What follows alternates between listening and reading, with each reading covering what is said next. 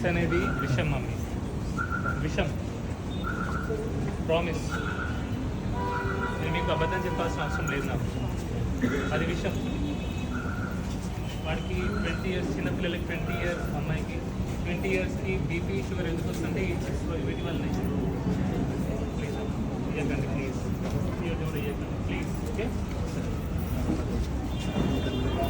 కొంచెం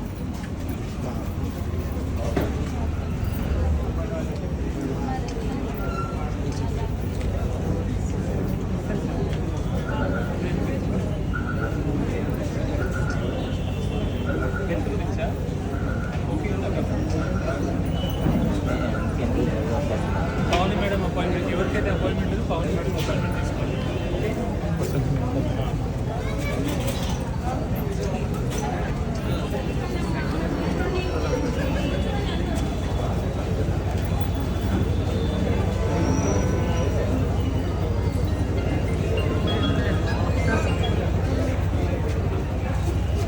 milk water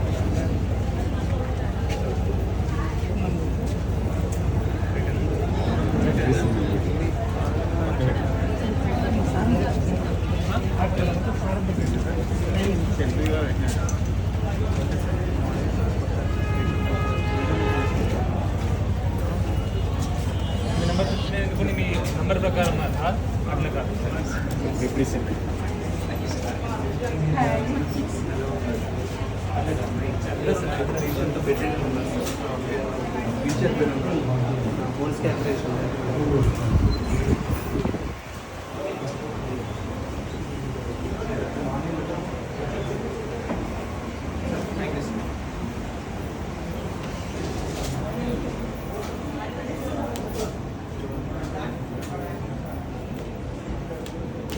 మీకు diet video ఇచ్చారు కదా, చూసారా? డైట్ వీడియో చూసారా లేదా? డైట్ వీడియో ఇక్కడ అయితే డైట్ వీడియో ఎవరికైనా కొంచెం మాట్లాడగచ్చు.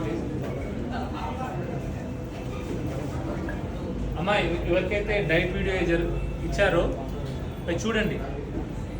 అది చూసి మీకు ఏమైనా డౌట్ ఉంటే ఇక్కడే క్లారిఫై చేసుకుని వెళ్ళండి. దయచేసి మాట్లాడగలరు.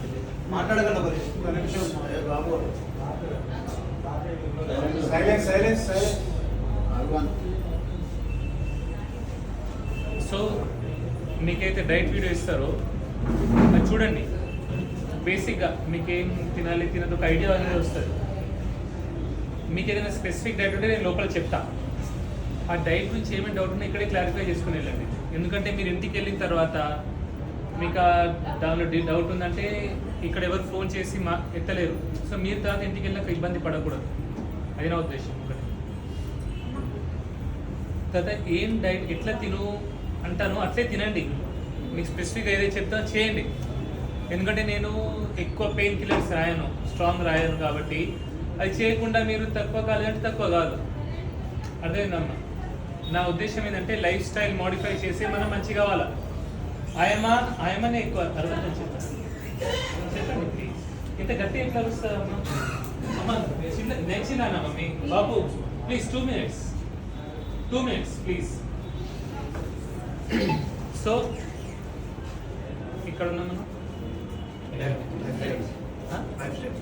Life style modify. మనం అందరం కూడా లైఫ్ స్టైల్ మోడిఫై చేసుకొని ఆరోగ్యంగా ఉండాలి. ఎక్కువ మందులు మింగడం మంచిది కాదు. అవసరం ఉన్న కాడ అవసరం ఉన్నంత వరకు మందులు వాడాలా. అవునా అమ్మా? నా అపాయింట్మెంట్ దొరకలేదు, చాలామంది ఇబ్బంది పడుతున్నారు. అవునా? ఇప్పుడు నేను నా వీడియోస్లో, నా యూట్యూబ్ వీడియో బేసికలీ ఇప్పుడు ఇన్స్టాగ్రామ్, ఫేస్బుక్లో అన్ని షార్ట్స్ ఉంటాయి.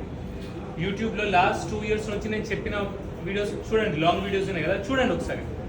అందులో ఆల్మోస్ట్ అన్నిటి గురించి నేను మాట్లాడినా. అవి చూస్తే మీకు ఒక ఐడియా వస్తుంది. అది చూసినాక మీరు రీసెర్చ్ చేసి అది పాటించే ప్రయత్నం చేయండి. అది రీసెర్చ్ చేసి అది కరెక్ట్ అని మీకు అనిపిస్తేనే పాటించండి. అది మీరు పాటిస్తే నా దగ్గర రావాల్సిన అవసరం లేదు. అర్థమైందా మమ్మీ? సో నా అదేంటంటే మీ ఇంత ఇబ్బంది పడి నా దగ్గర రావడం ఇదంతా ఎందుకమ్మా? జస్ట్ చెప్పినట్టు ఒకసారి చూడండి. లాస్ట్ 2 years చూడండి. 2024, 25, 26 years చూడండి. దాని ముందు నేను మాట్లాడాలని మర్చిపోండి. రీసెంట్ వీడియోస్ ఎక్కువ కాన్సన్ట్రేట్ చేయండి. ఓకే? మీ డైట్ చూసిన వాళ్ళు ఎవరికైనా డౌట్ ఉందా? ఇవాళ డైట్ చూసారు అందరు, మీకేమైనా స్పెసిఫిక్గా ఏం డౌట్ లేదు కదా? ఎటువంటి డౌట్ లేదు. ఎవరికైతే అపాయింట్మెంట్ లేదో వాళ్ళకి ఫస్ట్ పావని మేడం అపాయింట్మెంట్ తీసుకోండి ఈ రోజుకి. ఇలా ప్రతిరోజు రావద్దు అపాయింట్మెంట్ లేకుండా, ఎందుకంటే నేను కూడా ఒక లిమిట్ వరకే చూడవచ్చు మనిషి, నేను కూడా మనిషిని కాబట్టి. సో పావని మేడం చూస్తుంది, చూసిన తర్వాత నేను తొందరగా చూస్తా. అండ్ మీరు కొంచెం వెయిట్ చేయాలా, ఎవరికైతే అపాయింట్మెంట్ లేదో కొంచెం ఓపికతో ఉండాల్సి వస్తుంది. ఓకే. తిరుపతి వెంకటేశ్వర స్వామిని ఎంతమంది నమ్ముతారు ఇక్కడ? తిరుపతి వెంకటేశ్వర స్వామి నమ్ముతారా? సో నేను కూడా నమ్ముతా, నేను కూడా దేవుని బాగా నమ్ముతా.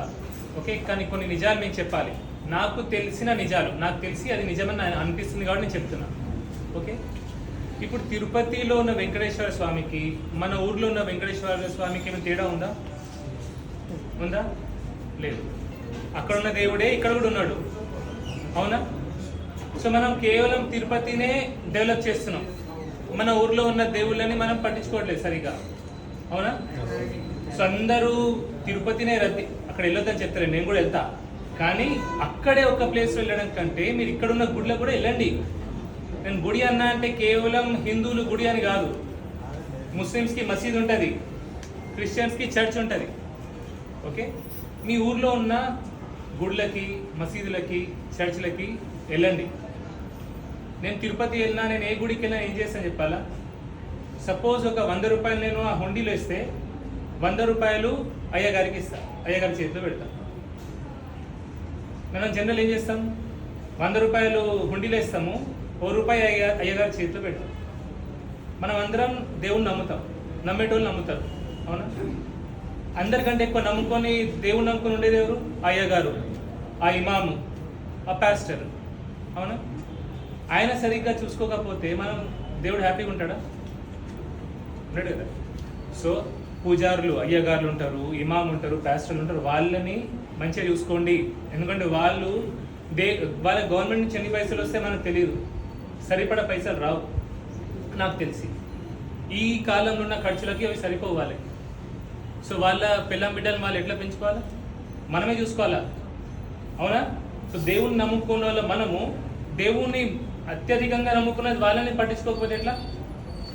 సో మీరు హుండీలో ఎంత పైసలు వేస్తారో అంతే పైసలు అయ్యగారి చేతిలో పెట్టండి, పెద్ద మనసు చేసుకొని. ఓకే. ఇలా చేస్తే దేవుడు హ్యాపీగా ఉంటాడని నాకు అనిపిస్తుంది, నాకు. తర్వాత మీ ఇష్టం. ఓకే. సో ఫస్ట్ మీ ఊర్లో ఉన్న గుడిని డెవలప్ చేసుకోండి. మీ ఊర్లో ఆ గుడిని నమ్ముకున్న అయ్యగారులని, మసీద్ నమ్ముకున్న అమ్మ మసీద్ पे जो इमाम रहते उनको अच्छा देख लो, క్రిస్టియన్స్ ఎవరు ఉంటే మీ పాస్టర్ని మంచిగా చూసుకోండి. ఓకే. ఎందుకంటే ఆఖరికి అన్ని మతాలు నేర్పించేది ఒక్కడే, మానవత్వమే మన మతం. నువ్వు సాటి మనిషిని ప్రేమించు, అప్పుడు ఆ దేవుడు నేను ప్రేమిస్తాడు. మానవ సేవే మాధవ సేవ, అవునా? ఇది ఒకటి చేసి చూడండి. ఓకే. మీ డైట్ గురించి ఇంకా మీకు ఏమైనా ఉంటే ఎక్స్ప్లెయిన్ చేస్తారు మా వాళ్ళు, ఏమైనా ఉంటే కూడా అడిగి వెళ్ళండి ప్లీజ్. అండ్ డైట్ ఎట్లా చెప్తానో అట్లే చేయండి, కొంచెం కూడా అటు ఇటు చేయకండి ప్లీజ్. ఓకే. ఏం డౌట్ అడిగి వెళ్ళండి. ఓకే. లోకల్లో ఉన్న ఇమాముకి కానీ, పాస్టర్కి కానీ, పంతులకు కానీ మనం ఇచ్చే ఆ దక్షిణ రోజు మనం కనబడితే మనకు ఆశీర్వాదం దొరుకుతుంది ఇక్కడ ఇన్స్టెంట్గా. సార్ అనేది అది లోకల్గా మనం డెవలప్ చేసుకుంటే మనకు డైలీ కనబడతాం కాబట్టి ఆశీర్వాదం ఇస్తాడు. ఎక్కడో పోయి ఎక్కడో ఇచ్చి దండం పెట్టి అక్కడ వేసి వస్తాం లెక్క రాదు, ఇక్కడైతే లెక్క ఉంటుంది. మన కళ్ళ ముందే అయ్యగారి కుటుంబం ఉంటుంది. వాళ్ళు ఇంకోటి చెప్పాలి సార్, మనం మనిషి చాలా స్వార్థం. నాకు ఆశీర్వాదం వస్తుందని చేయాల్సిన అవసరం లేదు, ఏమి కోరుకోకుండా చేయండి, డైరెక్ట్ లెక్క నుంచి వస్తుంది. మీరు కోరి చేసారనుకోండి ఇంతే వస్తుంది.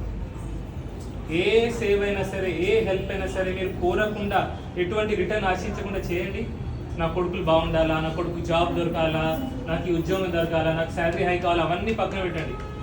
ఎందుకు చేస్తున్నా అంటే నా దగ్గర ఉంది, ఎదుటి వాడి దగ్గర లేదు అనే దాంతో ఒక సేవ చేయండి, హెల్ప్ చేయండి. అక్కడ నుంచి ఎట్లా పడుతుందంటే మీరు వద్దన్నా కూడా మీ దగ్గర పేషెంట్లు వస్తారు. అది జోకింగ్ చెప్తున్నా. సో ఇది ఎప్పుడు వస్తుంది? ఇది మనం తెలుసుకుంటే వస్తుంది.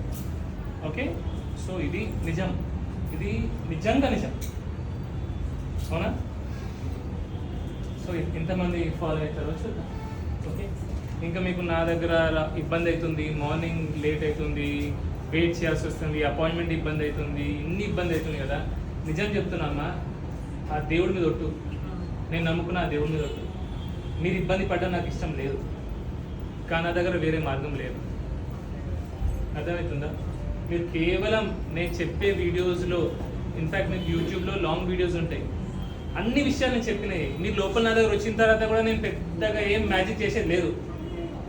అందరు డాక్టర్ రాసే గోళీలే నేను రాసేస్తా. ఎక్కడ తేడా వస్తుందంటే ఈ లైఫ్ స్టైల్ గురించి నేను కొంచెం స్పెసిఫిక్గా చెప్తా. మీరు అందరు స్మార్ట్ ఉన్నారు, స్మార్ట్ ఫోన్లో మీరు యూట్యూబ్ వీడియోస్ అని చూడండి, లేదా ఇన్స్టాగ్రామ్ ఫేస్బుక్ లేదు చూడండి, అందులో అన్ని డీటెయిల్స్ ఉన్నాయి మీకు ఎక్కడదక్కడ. అది మీరు చూసి గుడ్డిగా కూడా నమ్మకండి. చిన్న చిన్న పిల్లల్ని తీసుకొని వాడిని తీసుకొని, ఎందుకంటే దీనివల్ల ఏమవుతుందంటే ఎవరికైతే నిజంగా మేజర్ ప్రాబ్లం ఉంటుందో వాళ్ళకు అపాయింట్మెంట్ దొరకట్లేదు.